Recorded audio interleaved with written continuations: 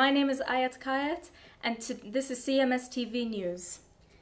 Starting off with some U.S. news today, talking about Ariel Castro's kidnapping of the three women in Cleveland, Ohio. He appeared at court on Tuesday with his head held down while the judge prosecuted him for counts of kidnappings and 3 counts of rape.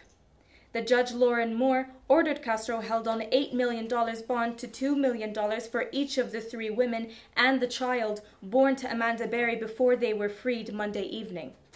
Hours later, he said he was going to press charges. He said, for each and every act of sexual violence, each day of kidnapping, every violentious assault, and all of his attempted murders. He also said he'd try to persuade a grand jury to indict the 52-year-old Castro for aggravated murder, for the termination of his captives' pregnancies. He cited a state law that a person can be charged with murder, a conviction that could lead to the death penalty in Ohio for killing unborn children. Another interesting piece of news about Castro is that his daughter, Emily Castro, is serving a 25-year sentence in an Indiana prison for the attempted murder of her baby 6 years ago.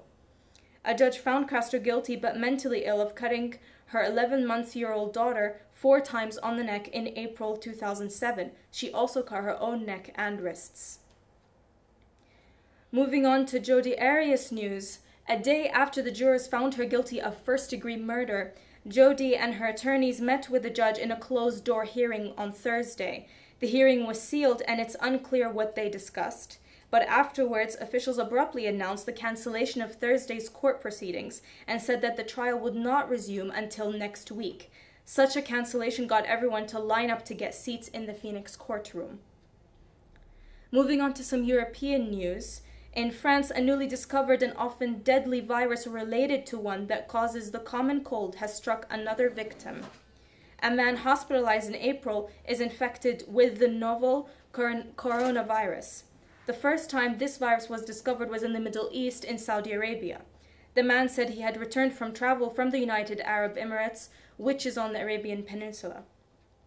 According to the World Health Organization, it has proved deadly in more than half of the confirmed cases so far of 31 people with confirmed infections, and at least 18 people have died.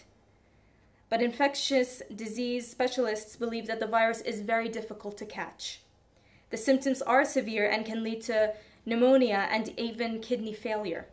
Dr. William Schaffner said, once it gets to you, it's a very serious infection. An infectious disease specialist at Vanderbilt University Medical Center in Nashville. Moving on to some UK news, 36-year-old British Olympic sailor Andrew Bart Simpson has died after a Swedish catamaran capsized during a training session for the America's Cup in San Francisco Bay. Andrew Bart Simpson, a double Olympic medalist, was one of the 11-man crew on board with Artemis Racing catamaran. It was said that Simpson was trapped under the boat and was failed to revive him. Lastly, moving on to some weather news. It's a bit cloudy and breezy with bands of rain or showers moving to the east side.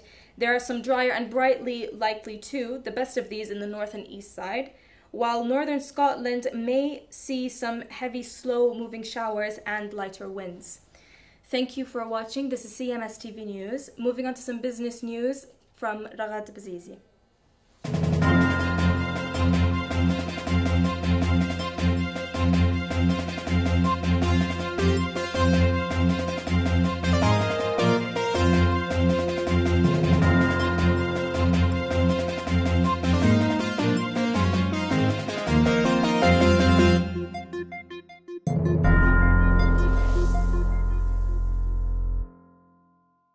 Hi, I'm Ragad Bazizi with today's business news for CMS TV.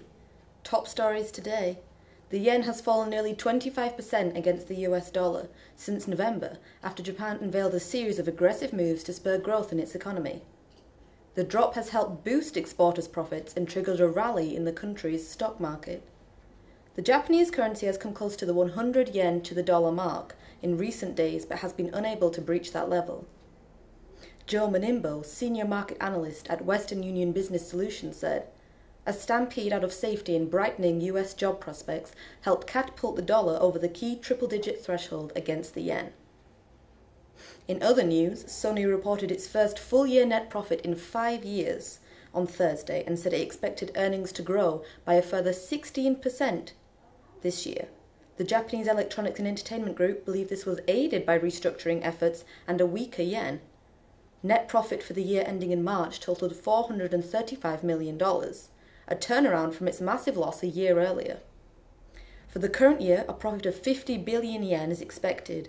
Sony was helped in the final quarter by the currency market that knocked almost 20% off the yen. Sony has for some time relied on profits from its banking and insurance operations in Japan.